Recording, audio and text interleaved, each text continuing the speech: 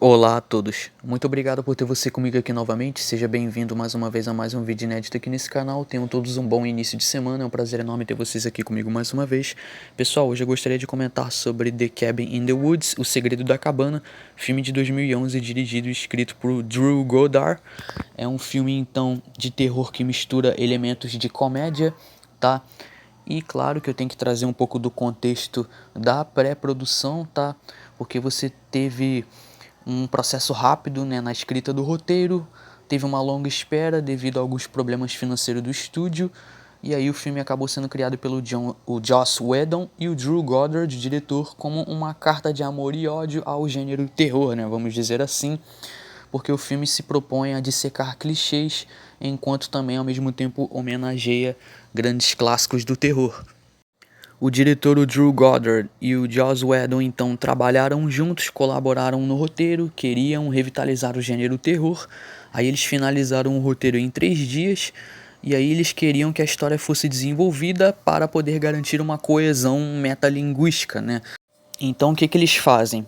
Com esse longa aqui, eles colocam 5 jovens em uma cabana isolada e o objetivo então é subverter a expectativa, né, do público em relação a essa situação que acaba sendo manipulada por uma organização científica, e isso aí funciona como uma crítica, né, basicamente à própria indústria de filmes de terror. Só que o projeto acabou sendo afetado porque o filme foi produzido pela MGM.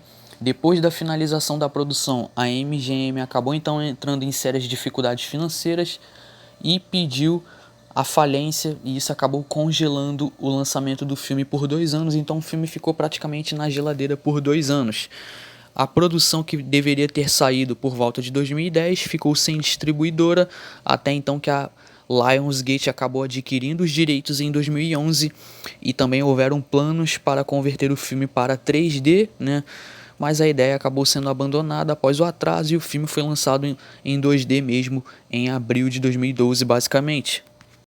Bom, e um detalhe dessa produção é o seguinte, como eu falei, o longa ficou 2 anos, né, na geladeira, né, e aí o que que acontece? Quando o filme foi lançado, o ator o Chris Hemsworth, né, que já era famoso por ter interpretado o Thor, ele acabou ajudando então no marketing, e aí o marketing acabou de alguma forma impulsionando o filme.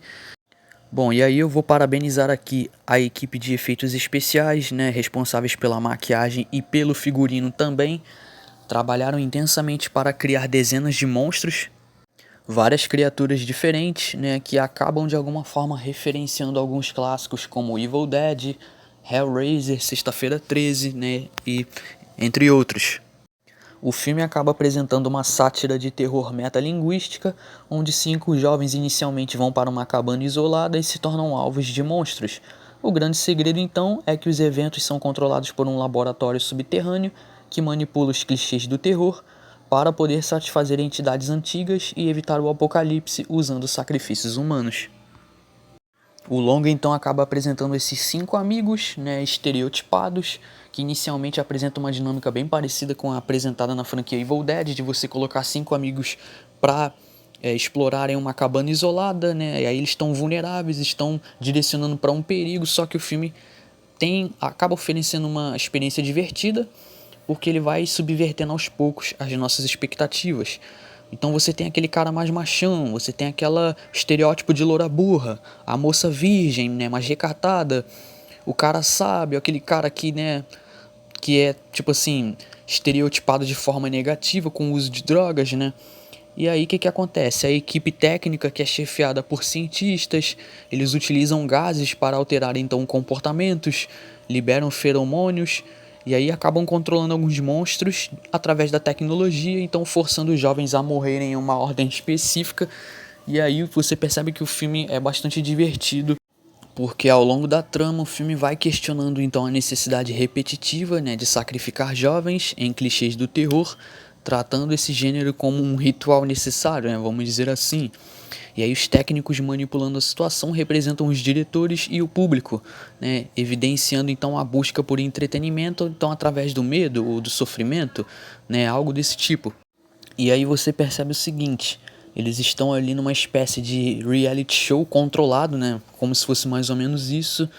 E aí a trama acaba mostrando que a ordem das mortes, né, é crucial para evitar então o apocalipse. E aí você percebe que na casa, no caso na cabana que eles estão ali, tem um porão misterioso que contém itens que acabam invocando monstros específicos, como zumbis. Então você percebe uma clara referência a Evil Dead, né? Porque é basicamente a mesma dinâmica utilizada. E aí você tem esse lance de brincar com grandes clássicos do terror, tentar brincar com clichês, usar a metalinguagem, algo que a franquia Pânico já fez muito. Inclusive a franquia Pânico é conhecida justamente por conta disso, dessa sagacidade de você trabalhar com o cenário do terror atual, usar a metalinguagem, né, para poder tecer algumas pequenas críticas, né? E você percebe que aqui isso é feito de forma satisfatória. O filme consegue às vezes ser assustador, consegue ser divertido, consegue ser engraçado aqui porque o uso do humor é alto, né? Ele é um pouco camp, mas no geral, assim, é um filme divertido, tá? Então o filme inicialmente tem aquela fotografia descontraída, né? Aquela fotografia alegre, divertida e um pouco colorida, né? Se utilizando da ambientação da cidade. E ao irem então para essa cabana isolada, né, quando anoitece, a gente vai vendo que a fotografia vai sendo substituída por um clima mais sombrio, um clima sujo, né, tudo vai começando a ficar cada vez mais sério e perigoso, e aí você tem essa mudança de tom, né? É um filme que para alguns pode ser confuso, né? É um filme bem divertido, tá?